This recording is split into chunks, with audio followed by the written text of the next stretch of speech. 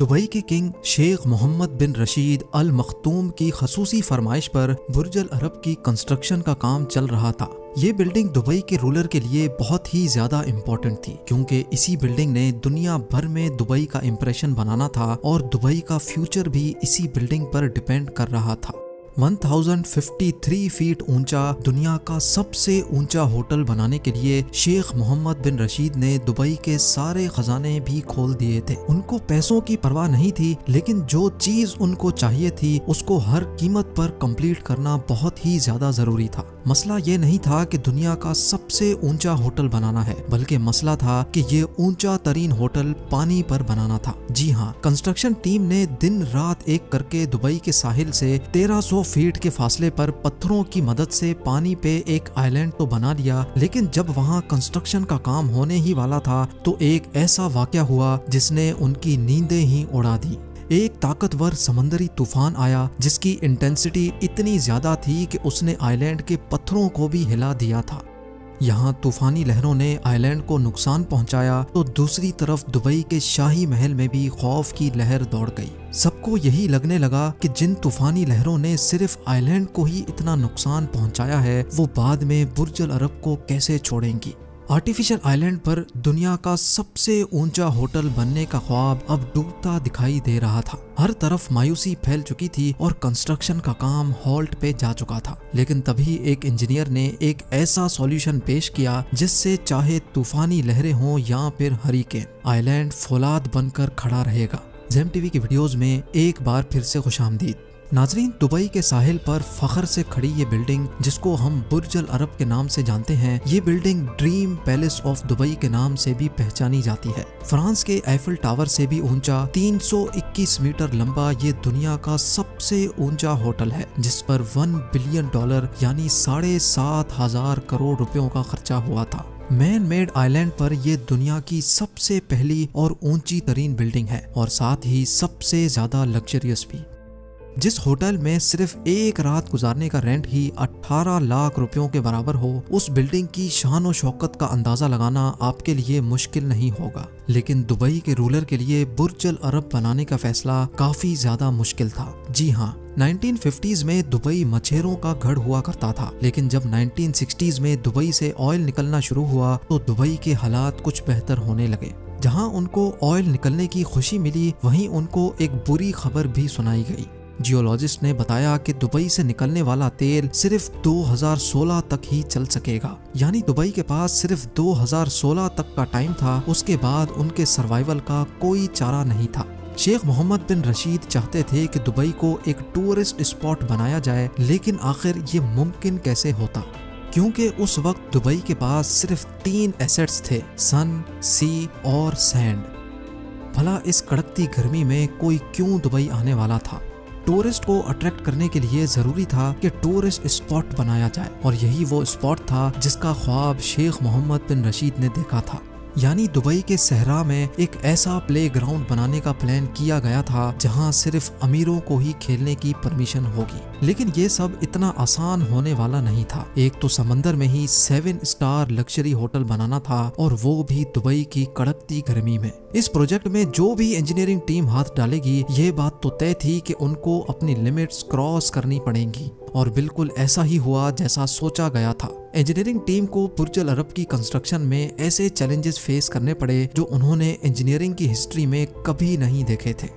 Challenge number 1، سب سے پہلا challenge تھا شیخ کو امپریس کرنے کا۔ یعنی دبئی یہ پروجیکٹ بنوانا تو چاہتا تھا، لیکن اس کے لیے ضروری تھا کہ کوئی ایسا ڈیزائن لے کر آئے جو پہلی نظر میں ہی شیخ کی آنکھوں میں بس جائے۔ برٹش آرکیٹیکٹ ٹام رائٹ اور اس کی ٹیم نے یہ مشکل کام انجام دینے کے لیے حامی تو بھری، پر ان کے پاس اتنا ایکسپیرینس نہیں تھا۔ ٹام رائٹ نے اس سے پہلے صرف معمولی اسٹرکچرز اور اسکول بلڈنگز کے ڈیزائن بنائے تھے، لیکن برج العرب کا ڈیزائن بنانے کے لیے ان کو اپنی لمٹس بھی کراس کرنی پڑی۔ جی ہاں، وہ یہ ڈیزائن امیجن کرنے کے لیے یاٹ میں بیٹھ کر ساحل سے کافی دور گئے، اور تب انہوں نے ایک سیلنگ بوٹ کو وہاں سے گزرتے ہوئے دیکھا۔ ٹام رائٹ کا کہنا تھا کہ سمندر سے دیکھنے پر ساحل پر موجود سیلنگ بوٹ دور سے ہی کافی یونیک لک دے رہی تھی، اور یہی وجہ تھی کہ انہوں نے یہ ڈیزائن بنا کر شیخ کے سامنے پیش کیا۔ دبئی کے رولر نے جب یہ ڈیزائن دیکھا تو وہ بہت امپریس ہوئے اور اس کو فوراً اپروو کر لیا۔ Challenge number 2। टॉम राइट को शेख के ऑफिस से डिजाइन का अप्रूवल तो मिल चुका था और अब बारी थी काम स्टार्ट करने की। लेकिन यहीं एक और मसले ने इनका रास्ता रोक लिया, क्योंकि डिजाइन के हिसाब से इस आलीशान सेलिंग बोट डिजाइन को पानी के ऊपर होना था, जिसके लिए एक आइलैंड की जरूरत थी और वो आइलैंड यहाँ मौजूद नहीं था। कंस्ट्रक्शन टीम अच्छी तरह जानती थी कि नया आइलैंड बनाने में कॉस्ट भी बढ़ेगी और बुर्ज अल अरब को समंदरी तूफान से खतरा भी होगा। लेकिन इससे भी बड़ा मसला ये था कि इनको 1050 फीट ऊंचा स्ट्रक्चर एक ऐसे आइलैंड पर बनाना था जिसको आज से पहले किसी ने बनाने की कोशिश भी नहीं की थी। 1995 की स्टार्टिंग में आइलैंड बनाने का काम स्टार्ट कर दिया गया। प्रोजेक्ट आर्किटेक्ट साइमन क्रिस्प इस प्रोजेक्ट को लीड कर रहे थे और इन्होंने साहिल समंदर से 1300 फीट दूर पानी के नीचे पत्थर डलवाना शुरू कर दिए। 5 महीनों की अनथक मेहनत के बाद इस आइलैंड की शक्ल सामने आने लगी। इस आइलैंड को अपने ऊपर 2 लाख टन वजन बर्दाश्त करना था, जो तकरीबन 50,000 एशियन एलिफेंट्स के वजन के बराबर बनता है। अभी आइलैंड पूरी तरह मुकम्मल ही नहीं हुआ था कि अचानक वही हुआ जिसका सबको डर लगा हुआ था। जी हाँ, अरेबियन सी में एक समंदरी तूफान ने ओमान और यूनाइटेड अरब एमिरेट्स को अपनी लपेट में ले लिया और साथ ही बुर्ज अल अरब के लिए बनाए गए आइलैंड को भी। खौफनाक समंदरी लहरों ने आइलैंड के पत्थरों को हिला दिया, जिसकी वजह से आइलैंड का एक हिस्सा भी टूट गया था। ये खबर दुबई के शाही महल में आग की तरह फैल गई। सबको यही लगने लगा कि जिन तूफानी लहरों ने सिर्फ आइलैंड को ही इतना नुकसान पहुंचाया है, वो बाद में बुर्ज अल अरब को कैसे छोड़ेंगी। 5 महीनों की मेहनत और लाखों डॉलर खर्च करने के बाद भी ये ख्वाब अधूरा ही रह जाने का डर था। ये मसला बुर्ज अल अरब की कंस्ट्रक्शन के दौरान खड़ा होने वाला इतना बड़ा मसला था कि इसकी वजह से पूरी कंस्ट्रक्शन का काम हॉल्ट पे आ गया था। लेकिन चंद महीनों के बाद आइलैंड इंजीनियर माइक मैक्नोलस ने एक आइडिया दिया। माइक का मानना था कि समंदर की लहरों को किसी भी सूरत रोक नहीं सकते, लेकिन उनका जोर हम जरूर कम कर सकते हैं। माइक ने ऐसे हॉलो कंक्रीट स्लैब्स तैयार किए जो आइलैंड की दीवारों पर लगाए जाएंगे। जैसे ही लहरों का पानी इन हॉलो स्लैब्स में घुसेगा तो वो आइलैंड के पत्थरों से टकराने के बजाय हॉलो स्लैब में ही गोल घूम जाएगा। माइक ने आइलैंड के एक 3D मॉडल पर हॉलो कंक्रीट स्लैब्स लगाए और आर्टिफिशियल लहरों से उनको टेस्ट भी करके दिखाया। हैरत अंगेज तौर पे आइलैंड की दीवारों पर लगने वाला जोर 50% तक कम हो चुका था। ये खबर मिलते ही कंस्ट्रक्शन टीम में एक बार फिर से जान आ गई।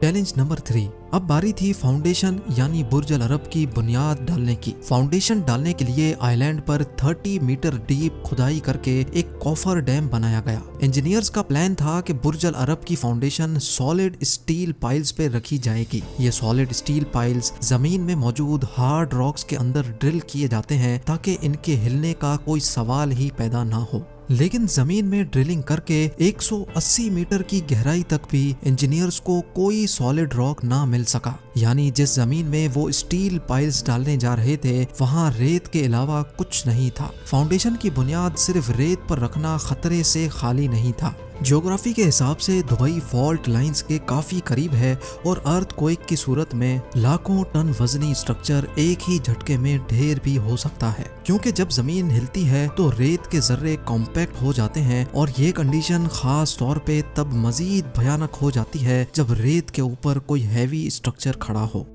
इस मसले से निपटने के लिए प्रोजेक्ट आर्किटेक्ट साइमन क्रिस्प ने एक आइडिया पेश किया। उनका कहना था कि अगर रेत में स्टील पाइल ठोका जाए तो एक वक्त के बाद वो अंदर जाना बंद कर देगा, क्योंकि जमीन के अंदर इसके गिर्द अब ऐसी रेत आ चुकी है जो ऑलरेडी कंप्रेस्ड है। यानी अर्थक्वेक से कंप्रेस्ड सैंड को कोई फर्क नहीं पड़ेगा। इस इफेक्ट को स्किन फ्रिक्शन इफेक्ट भी कहा जाता है। ड्रिलिंग टेस्ट करके चेक किया गया तो इंजीनियर्स को आइलैंड के नीचे कंप्रेस्ड सैंड मिल गई। बिना किसी इंतजार के 250 स्टील पाइल्स जमीन में डाल दिए गए। यानी पूरे बुर्ज अल अरब का लोड अब इन स्टील पाइल्स पे रखा जाना था। स्टील पाइल्स डालने के बाद कंक्रीट डालकर एक सॉलिड फाउंडेशन तैयार कर ली गई।